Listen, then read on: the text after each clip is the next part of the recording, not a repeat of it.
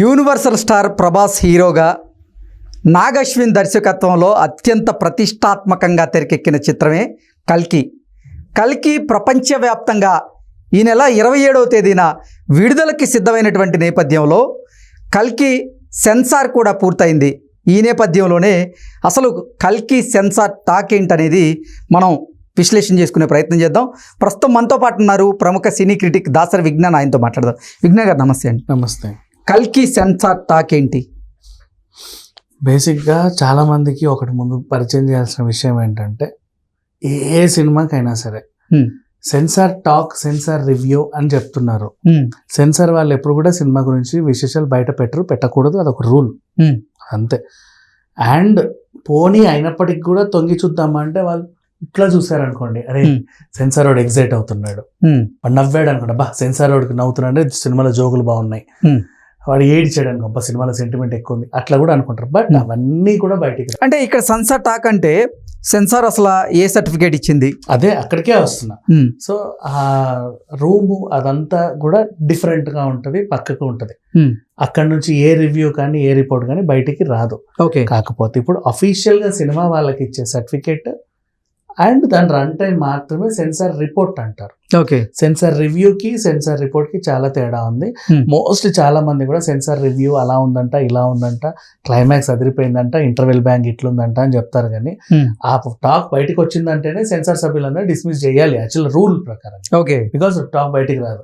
So ఇవాళ రేపు social మీడియాలో అందరూ ఎలా పడితే అలా రాసుకుంటున్నారు కాబట్టి ఈ రాతల్ని నమ్మాల్సిన అవసరం లేదు. ఎలాగైతే ఫ్యాన్ మేడ్ ట్రైలర్స్ ఉంటాయి, నిజంగా సినిమాటిక్ ఉంటది, ఇది నాగార్జున తీసాడేమో అన్నట్టు ఉంటాయి కదా. కొన్ని ట్రైలర్స్ అయితే అసలు దర్శకుల కంటే కూడా ఫ్యాన్స్ బాగా తీసిన సందర్భాలు కూడా కొన్ని మనం చూసాం.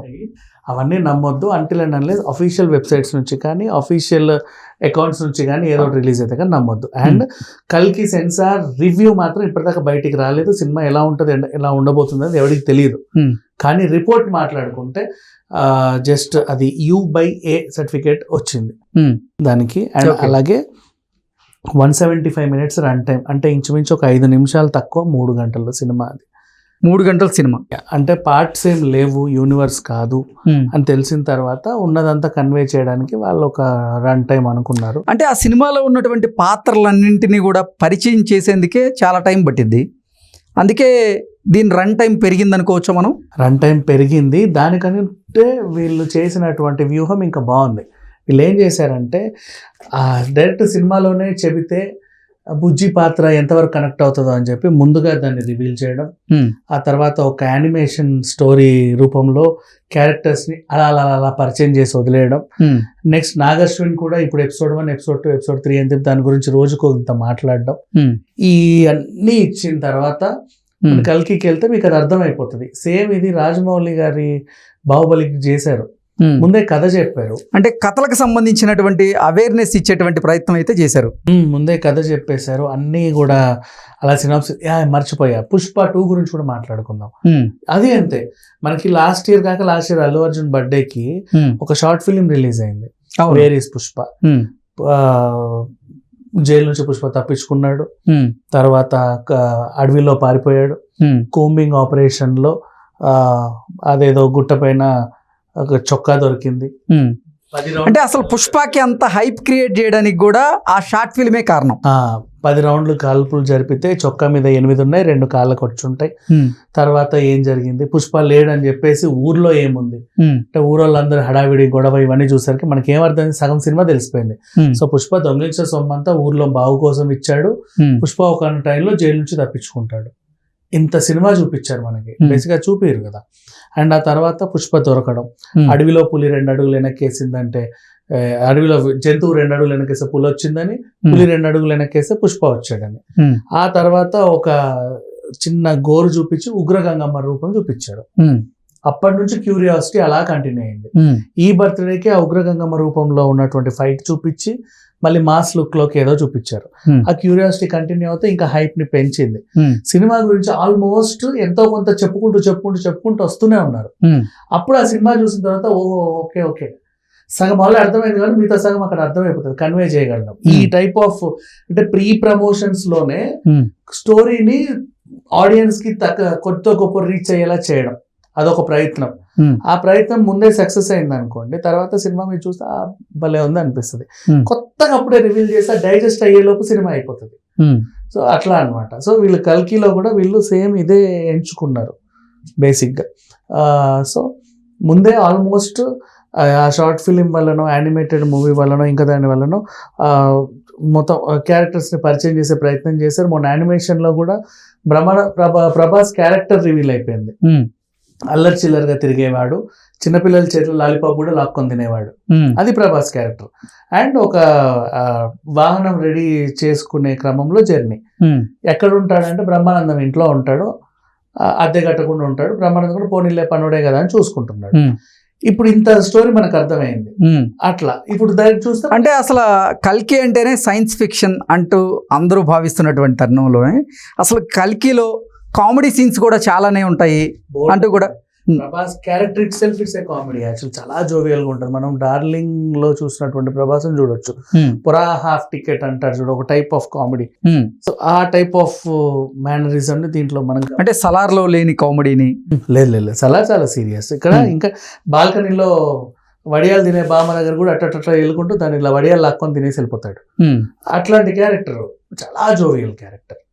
సో ఆ విధంగా చూసుకుంటే మళ్ళీ అతనితో పాటు బుజ్జి జర్నీ, వీళ్ళిద్దరికి లక్ష్యం ఏంటి, నెక్స్ట్ ఆ అశ్వత్థామ ఎందుకున్నాడు దీంట్లో, కమల్ హాసన్ పాత్ర ఏంటి, దీపికా పదుకొనిని ఇంట్రడ్యూస్ చేశారు, నిన్న శోభన గారిని ఇంట్రడ్యూస్ చేశారు.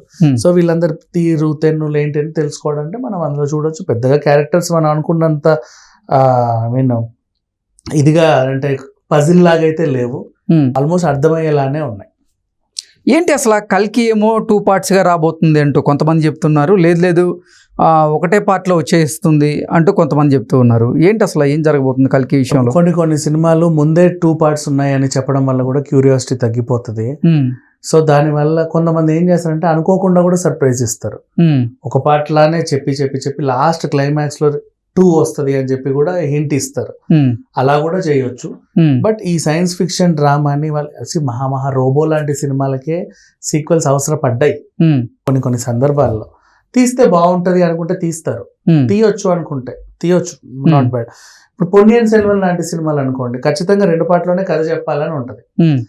ఇది ఏంటంటే కొన్ని సీక్వెల్ తీస్తే కూడా బాగుండంటే తీయొచ్చు, లేదు ఫస్ట్ పార్ట్ లోనే కథ అంతా అర్థమవుతుంది అనుకుంటే అంతవరకు చూడ ఆపేసి దాన్ని ఒక కల్ట్ క్లాసిక్ లాగా మిగిల్చవచ్చు. మరో 8 రోజుల్లోనే కల్కి మూవీ ప్రేక్షకుల ముందుకు రాబోతుంది, ప్రపంచవ్యాప్తంగా విడుదలకు సిద్ధం కాబోతుంది. ఈ నేపథ్యంలో కేవలం ప్రమోషన్స్కి డైరెక్టర్ కానీ హీరో కానీ అంటే ఆ మూవీకి సంబంధించినటువంటి క్రూ మొత్తం కూడా బుజ్జి మీదనే ఆధారపడినట్లుగా అర్థమవుతుంది. బుజ్జితో మాత్రమే ప్రమోషన్స్ చేస్తున్నట్టున్నారు మోస్ట్లీ. దాని సినిమా అంతా దాని క్యారెక్టర్ ఉంది, పైగా కీర్తి సురేష్ దానికి వాయిస్ ఇచ్చింది. ఒక చిన్న అపోహలు ఉన్నాయి, దానికి మనిషి రూపం ఇస్తే సితారా అని చెప్పేసి కూడా చాలా మంది అంటున్నారు, మహేష్ బాబు కూతురు సితారా అని. అట్లా ఏం ఉండదు, రోబో ఎప్పుడంటే రోబోనే, దాన్ని మళ్ళీ ఇంకో రూపం ఇస్తే అది సోషియో ఫ్యాంటసీ అయిపోతుంది, అంతేగాని సైన్స్ ఫిక్షన్ అవ్వదు. ఈ బేసిక్ లాజిక్ జనాలు మర్చిపోయారు వైరల్ చేసేవాళ్ళు. అండ్ ప్రమోషన్స్కి వీళ్ళ దగ్గర టైం ఉందా లేదా అనుకుంటే, అంటే ఇంకా కేవలం 8 రోజులు మాత్రమే మిగిలింది. ఆల్మోస్ట్ ఉంది, ఎంత 8 రోజులు ఉన్నాం. బీభత్సమైన హైప్ ఉంది, ప్రపంచవ్యాప్తంగా హైప్ ఉంది దీనికి. సో సక్సెస్ అవుతారని అంటే బుజ్జితో ఇప్పటికే కొంతమంది స్టార్స్తో, అలాగే మహీంద్రా కంపెనీకి సంబంధించినటువంటి అధినేతతో ఇలా రకరకాల ప్రమోషనల్ వీడియో చేయించారు, కానీ కేవలం బుజ్జిని మాత్రమే ప్రమోషన్స్కి వాడుకుంటున్నారు. ప్రభాస్తో కూడా ప్రమోషన్ చేసేటువంటి పరిస్థితులు లేవా అంటే ఏం చెప్తారు? ఉంటాయి. ప్రీ రిలీజ్ ఈవెంట్ అనేది ఒకటి ఉంటుంది కదా, ఈ పాత్రని బలంగా చూపించడానికి అది చేశారు. ప్రీ రిలీజ్ ఈవెంట్ ఎప్పుడైతే వస్తుందో దాంట్లో ఫుల్ ప్లెడ్జ్డ్గా ప్రభాస్ మనం చూడొచ్చు. అంతెందుకు ఇప్పుడు బుజ్జినే అంటున్నారు, మొన్నటి సాంగ్ కూడా ఉంది, దాంట్లో ఆ సింగ్ని ఎక్కువ చూపించారు మరి ప్రభాస్ కంటే. అలా కూడా ఉండదు, అట్లా ఏం లేదు. ప్రభాస్ని ఆ సినిమాలోనే మంచిగా రివీల్ చేద్దామని కూడా ఉండొచ్చు కదా, ముందే మొత్తం చూపించేసే కంటే అలా. ఓకే అండి, థ్యాంక్ యూ సో మచ్.